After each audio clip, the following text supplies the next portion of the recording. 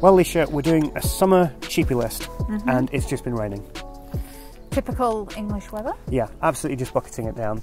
These 5 fragrances are considered to be some of the greatest cheap hot weather fragrances of all time. Okay. And I give you permission to destroy them if you wish. I have no real skin in the game.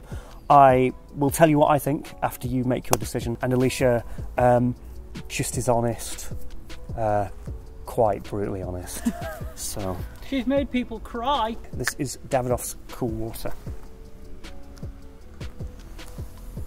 I quite like that one. Yeah. It's quite a simple, generic, mainstream summer fragrance. You can get a bit of citrus in it. Yeah. But it is quite typically a masculine fragrance. So I believe that this came out in either 88 or 89. It's over 30 years old. On that basis, what do you think? I think it's beautiful to say it's lasted those years and that amount of time as well, and for it to be what is in the mainstream market at the moment, but be a cheaper option and been around that long for people to still buy it. So I definitely would recommend this one. Out of 10? I'll give this an 8.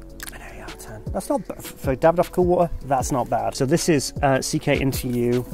This is, I think this is the first ever fragrance that I got like as a teenager.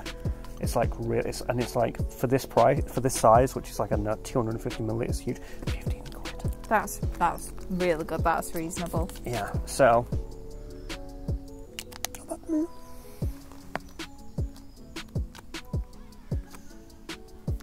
it's pretty light. Yeah, I was going to say the smell of it is already starting to leave the premises, exited the building and gone found shelter from the rain. Yes. It's nice when it first hits you. Yeah.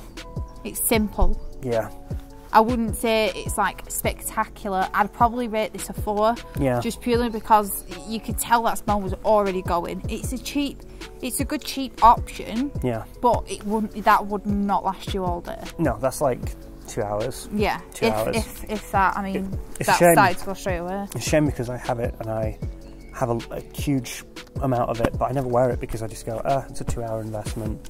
But it's nice. I mean, for a teenager. Yeah, definitely. I'd recommend it to a younger generation, but not for people like us who go out all day working, doing whatever we're doing. We need a fragrance that lasts, and I don't personally feel that would fit our age bracket whatsoever. Okay, next one. You have smelt this before. And I love this one. Yeah. This is, the only problem with this is sometimes it's available, sometimes it's not available. Yeah. Because it's Zara. But yeah, just tell me about this one. I find that very citrusy, very fresh, very sea breezy. Reminds me of a cocktail. Yes. I think this is perfect from, I'd say, 18s up to maybe the age of 35, 40. Yeah. This is very kind of unisex. You don't have to be worried about being a male or a female to wear this one because it is so fresh. Yes. It doesn't have like too much spice in it. It has a little hint, but I think this is perfect. I will give this a really good strong 10. Oh. Because it is so versatile. Okay, right, well there we go. That's the best that you can do really, isn't it? Okay, this one is old school. I bought this many years ago. Kenneth Cole's Black. Okay. I'm not really a fan of that one. No.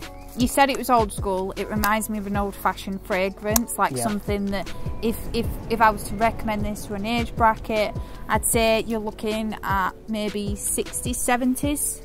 Really? Yeah. Wow, okay. I find this kind of like an old... Yeah, it's an old fragrance. Yeah, it's not, I wouldn't say it's something that I would recommend for a younger, unless you are kind of old at heart. Yeah. Well, this has got ginger in it. Yeah. And so ginger kind of can... ginger was really in the 2000s. Yeah. But now, ginger is a little bit more associated with older, kind of mature fragrances, and that's just the way that everything's kind of changed. Yeah, it's nice. I wear it not that often as much, but like, yeah, I think it even suits a day like this. Yeah. It's kind of overcast. That's yeah, good. yeah, definitely. I wouldn't say it's something I would recommend to everybody, but it is okay. I'll give it a 5. Too bad. And then we have this.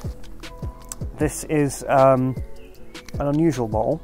But this one, I have no idea whether you're going to like this or not, and that's kind of interesting to me. That, I was trying not to say the word I wanted to say, that is not worth buying. Oh, Perry Ellis, opinion. red, no! I'd say that's a very cheap smelling fragrance, and I get that this is a cheap fragrance video. Sure. But even from a cheap fragrance, you want something that has nothing about it. Yeah.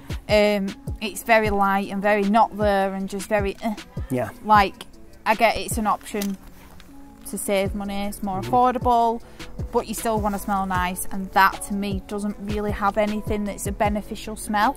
Okay, well, which is out of these 5, which is the one that you would recommend the least? The red one, yeah. Okay, sorry Perry Ellis, 360, rest in peace. And I'm guessing that this is the most? Absolutely. Right, so out of these cheap summer fragrances, it is Zara Vibrant Leather Summer, and I mean, people do like this. People went on about this a lot when it originally came out. Right, well, thank you. Alisha has spoken. Of course, if you can afford, you know, reasonable designer fragrances, try your best to go for that. But in the cheap option, you can find a diamond in the rough, but not as often as maybe we would wish for.